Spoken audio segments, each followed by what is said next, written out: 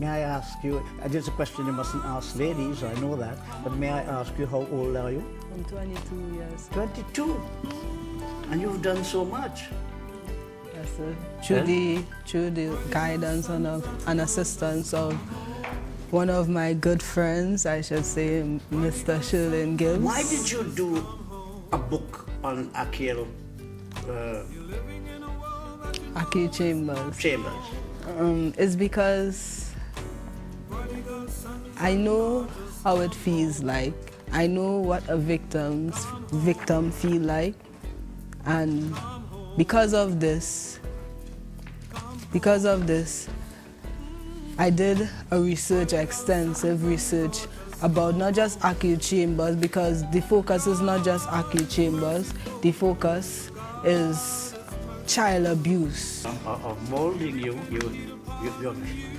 do very well. That I am very interested in what you have told me about this feeling of alienation, that youth do feel as they belong to the society, as though people care for them and so on. Yes, because every time we try to do something, we are shut down. We are shut down when we decide to speak the truth, when we decide to stand up for what we believe in. We are alienated because we are not accepted, because if you do not consult in us or believe in us, you cannot accept us. It comes like you denying who we are. It comes like you are the slave master and we are the slave, and we have to obey everything you say without you giving us an ear to even listen. For example, look at what happened to the two people in presentation, the Form 2 and the Form 3, with the bullying. He spoke to his teacher, they ignored him, the principal, everyone didn't listen. And because he retaliated in the form of violence, and we now see that we think that young people are violent and in drugs and crime, but it's not because they want to. It's because when they try to speak out, no one takes them serious. So they do anything to show that they want to be heard. Well, then what we are proposing is the absolutely right thing. They will be in the corridors of power. They will be inside the parliament where they can speak and no one can ignore them. Exactly, because they will be empowered, and that's what we want. Empowerment. Partnership and empowerment. I think you're hitting the nail on the head. That is it, it's empowerment. The youth is alienated because they have been disempowered, if I may use a term like that. Perfect term, because you see, if you continue, it's just like with child abuse, right? You put a child in a home or domestic violence, you put the person who's been victimized in a half house or a child home. You treat them like second-class citizens because you look at the issue that they are victims and not the individual. They are recognized as second-class citizens, and nobody really takes them seriously. So you're not empowering them, and if you're not empowering them, you are not helping them. You are creating dependency and not empowerment. So then they go back into the same situation because they do not know how to come out, because they wasn't taught how to be empowered. That is an extremely incisive statement. It is the feeling of not having any power to do anything. Precisely correct. So you give us education, but if there is no next step, then what is the purpose of the education in which you give us? Sure. If we cannot be empowered with the same education that you claim and you boast that you're doing for young people, and we cannot be empowered, what's the sense and what's the purpose? But if you are in Parliament, you have a voice and you can say, listen, you are training us, but are you training us for jobs, or are you training us to go and walk on the streets? And if you are training us for jobs, where is your economic program to create those jobs? Precisely. Where are the investments coming from? Precisely correct. You become part of the decision-making process. Precisely I correct. believe, I know how you feel. I know exactly how you feel. Because that is why I have been taking the approach I'm taking. yes, because soon to be Prime Minister, sir.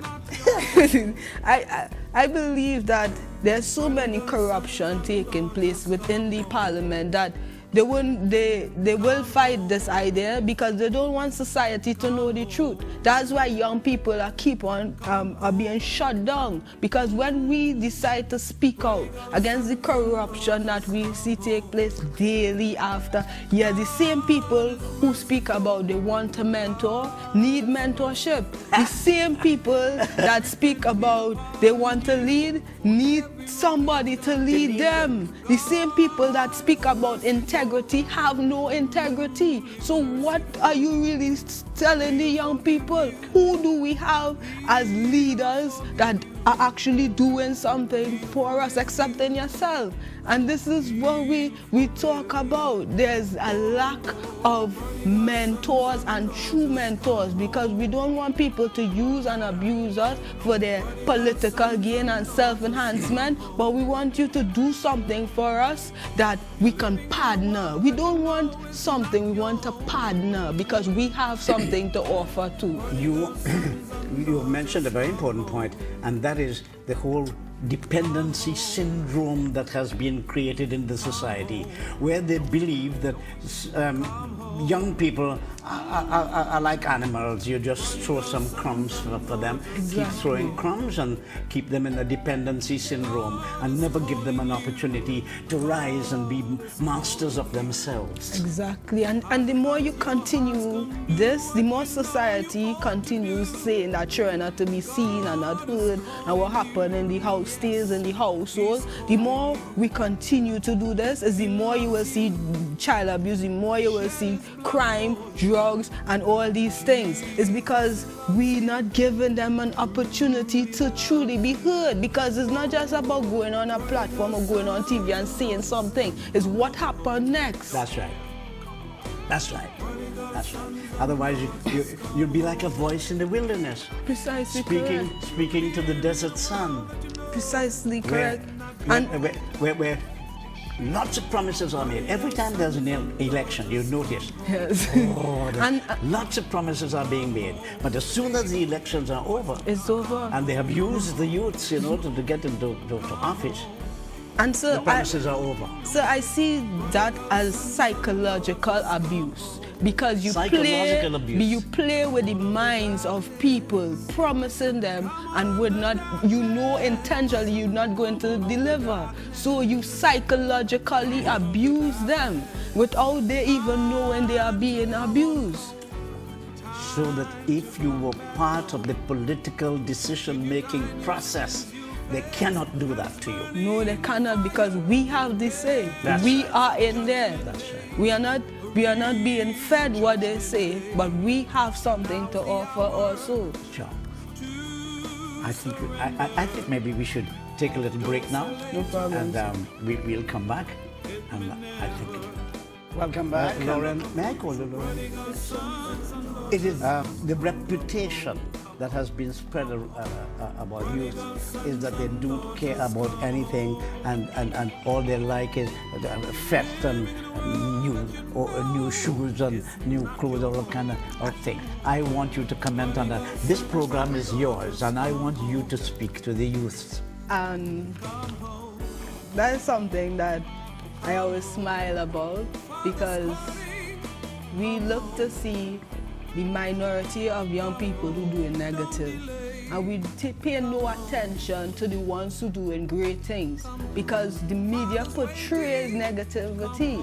They portray a young person killing and shooting on the front page, but a young person who achieved, and I'm not talking about Keyshawn Walcott or superstars. I'm talking about the normal young person who do normal things, or who do great things, community service. These things, they are not recognized. So if you just see the negative things and portray it, then you have a negative approach about young people. But young people have so much things to offer. But if you're not listening, how would you know? If you're not portraying the positive light, how would you know? That's a very good point. That's a very good point.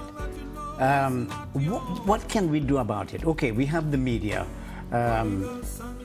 If you say anything against them, they're going to jump on your back.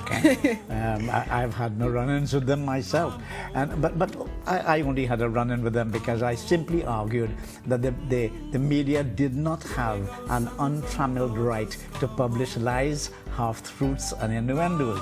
I got in serious trouble for that, but that's beside the point.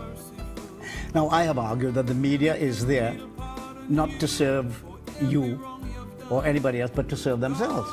They are there in order to make money. That's true. And they make money by publishing the things people want to hear. And Trinidadians is a very commercy, rumor-mongering society. An unforgiving society. And unforgiving too. Yes, very bad. And as I say, they do that because they are there to make money, and they believe that that is what people will read. Okay, I want to follow up that with a suggestion from me. What do you think can be done to remedy that? How do we remedy a situation like that, where the good things that the young people do is exposed? Well, this program is one, isn't it? Fantastic program, because the young people's voice are being heard on this program, which is excellent, and we really hope that it's not just on the program, but in background. What can we do? What we can do, as we said earlier on, the mentoring, the empowerment, give youth a chance of working to have a newspaper for young people. That's a great idea. Only for young people, where we promote the positive side, the achievement, the issues that we face, everything in a holistic aspect, so young people can go and read it, can see everything, where we show the normal young person who achieve things also. I am very thrilled to hear you speak, and you're quite right. So few people in the society know that there are young people who are so intensely eager to be given a chance to determine their own development. For truth, to be grown and groomed correctly, because that's what we want, to be grown and groomed correctly, not to be in a household where people say that they care, and then you see that they psychologically abuse you, or sexually or physically or anyhow, to get what they want from you, and then drop you like hot bread. That's what the government do. And adults do. Plenty adults. If I ask today, how many adults in Trinidad and Tobago take up one young person from anywhere in the nation, and give them a chance in your household? Mr. Soon to be Prime Minister, there wouldn't be a lot of adults who do that, because we live in a selfish society where they even teach it in your secondary, primary and tertiary school that you must work, save up, get an education to take care of your family. It's no longer a community take care of a child. It's all about selfishness. That is their family business, not mine, so I could care less. And this is the mentality that we have as a people. No more love, no more purity in heart to help each other, because we always thinking about money and selfishness.